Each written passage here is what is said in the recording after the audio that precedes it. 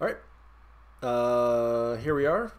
Some more summary Judgment. Wave 2 Kickstarter. So, as you may recall, I ended up posting like 10 videos all at once because I thought I made them private and was going to release them slowly, and I made them public and released them all at once. So if you were around Thanksgiving, the stunning conclusion to our discussion on the heroes released as part of the Wave 1 Kickstarter of Judgment were discussed. And now we're going to work our way through Wave 2.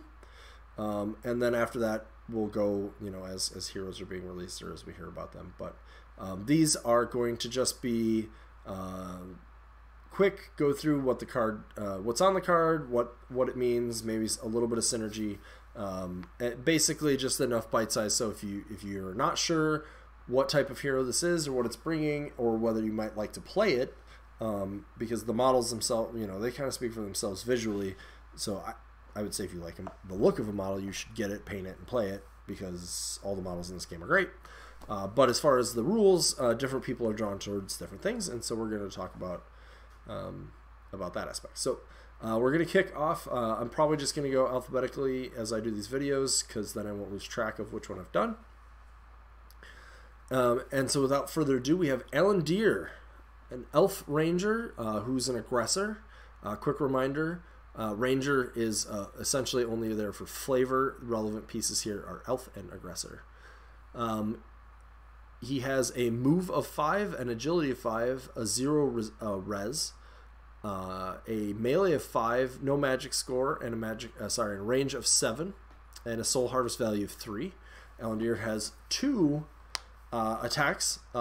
He has a bow, which is a ranged attack. It costs a single action. It has a 9-inch range and does a 2, 3, 4 for damage. And then he has a knife, which is a melee attack, also 1 action, is a 1-inch range and does 1, 2, 3 for damage. Level 1, Allandir has 14 damage boxes, gaining a single damage box at both level 2 and level 3. So to a total of 16. If we flip that card over, or scroll down as the case may be, Allandir's innate abilities include Pathfinder, which is what it says, right? He ignores the penalties for rough terrain, so his movement is not hampered thus. And also, actually, I need to pull this up on my phone because I'm reading an old version of the card, and I know they changed this rule slightly, so I want to make sure I read it to you correctly. Mark target states, at the start of the game after deployment, choose an enemy hero model. This model gains +1 dice to their attack dice pool after all other modifiers with its bow attack when targeting that model. This model can spend an action during its activation to move the mark to another enemy hero model. He has Twin Shot then, which is a combat maneuver that costs 2 symbols. If target enemy model suffers damage from this model's bow attack, another enemy model chosen by the active player and within 2 inches of the original target suffers 2 damage. Note that's regular damage, not true damage. And then active abilities, he has Explosive Shot, costs a single fate. When an enemy model is damaged by this model's bow attack, all enemy models within 2 inches of the original target suffer the fire condition and 1 true damage. Okay. At level 2, should our elf friend make it to level 2, he gains Camouflage, which is this model gains +1 agility versus ranged and magic non-melee. Saiyan is the only one with a melee magic attack. Attacks while within forest or smoke.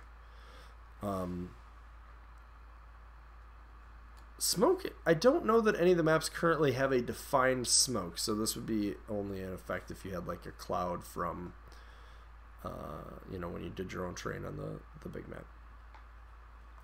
And then finally, at level 3, he gains Armor Piercing, single fate. This model's bow attack does true damage for his activation. Just some clarifications, but Explosive Shot does affect the original target. It talks about fire, so if we haven't talked about fire, you're unfamiliar. Model suffering the fire condition suffers 3 true damage at the end of their next activation before the condition expires. While suffering the fire condition, models cannot heal. Mark target stays on the model that you specified, even if the model dies and respawns. As I said with Pathfinder, the model with the Pathfinder ability ignores the movement penalty from rough and treacherous ground. So note, he would still take damage from treacherous ground. They can also charge over walls that are height 1 or less. And just a comment that true damage is damage that ignores the model's resilience. So that's the gist of Allandir, or that's the written parts of Allandir. As you can see, I mean, 2 degrees, sometimes talking about Judgment cards is really straightforward, right? You sort of expect in a game that you might have an elf with a bow who does damage, and this dude's an elf with a bow who does damage. He's pretty good at it. 2, 3, 4 is kind of the standard ranged stat line, I would say, like the good ranged stat line. So it's not the 1, 2, 3. 2, 3, 4. He obviously is going to benefit from either almost certainly the Heartseeker, which is the +1 ranged weapon, but you may also find that he likes things such as Armor Shredder if you really know you want to make sure you're getting some of that damage through. Possibly a few other things, but the Heartseeker is definitely going to be important for Allandir. As always, anything with high agility, if there's boots of stability that stop the first knockdown, there's always some strength behind considering that. Mark Target is another piece that sort of, if you will help you to recognize maybe when you don't need the Heartseeker, depending on, you know, if they only have one target that's a little bit hard to hit, you can make sure that one's marked. You also have Twin Shot, which can help you to make sure that you're hitting the easy to hit target and then get your symbols so that you can hit another target nearby.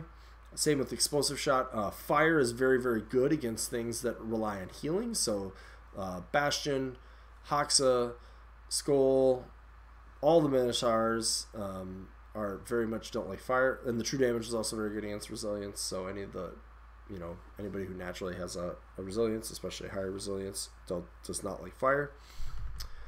I think you definitely want Allandir's a character because of his ranged attack, right? You want to try to get the ability to aim, another thing that increases your chance to hit as much as you can, because then he's going to be able to make 3 attacks. You know, so one of the big differences in the game between melee and ranged attacks is the melee heroes are often having to charge in, so they're going to get like their charge attack plus 1 more attack action.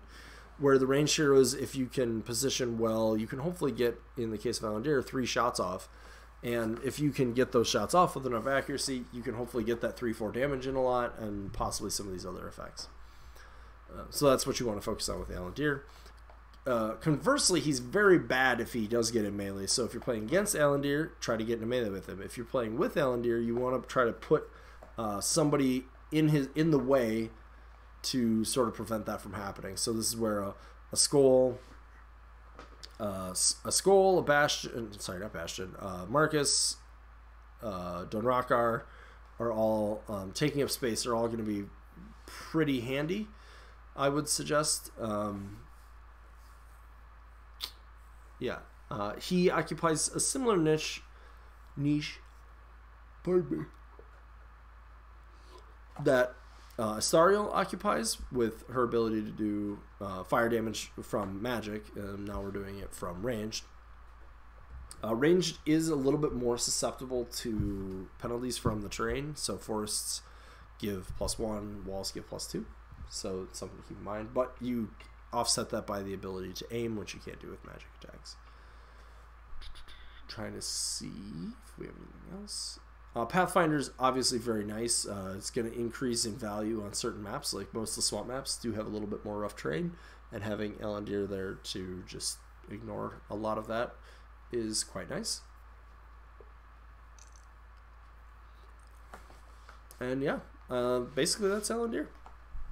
I'm going to try to, you know, these videos are intended to be quick hits. Let's talk about what the hero does, the basics, and then, you know, at some point, once we've gone through all these, or, you know, maybe in the middle of going through all of them, we'll talk about some war bands and how they play out and things like that. So, as always, if you like this content, if you want to find the rules, go to judgement.game. That's their website. Judgmental is the group on Facebook. They have a Discord channel. should be pretty easy to find that as well. Feel free to hit them up. They're on Twitter as well as I am. You can use my Discord or Facebook group as well to talk about any of this if you would like. If you're in the Chicagoland area, there's a Chicagoland Judgement group on Facebook as well, where we're trying to get some more games organized. Mixed results so far, but I'm going to continue to try. And actually, if you're into it, the Vassal module, which you can find the details on their website for, is actually quite good. I did not ever use Vassal before because I found it really annoying, and now that I have played a couple games on there, there's still some slowness to it because you're playing with a virtual tabletop and whatnot, but it's still pretty good, and it was still pretty enjoyable, and it was a good way over the holidays for me to get in some games. I think I played 3, something like that. It was a lot of fun. So that's another avenue to sort of try things out, or play the game if you're not able to at the moment. So anyways, thank you for watching, and we'll see you next time.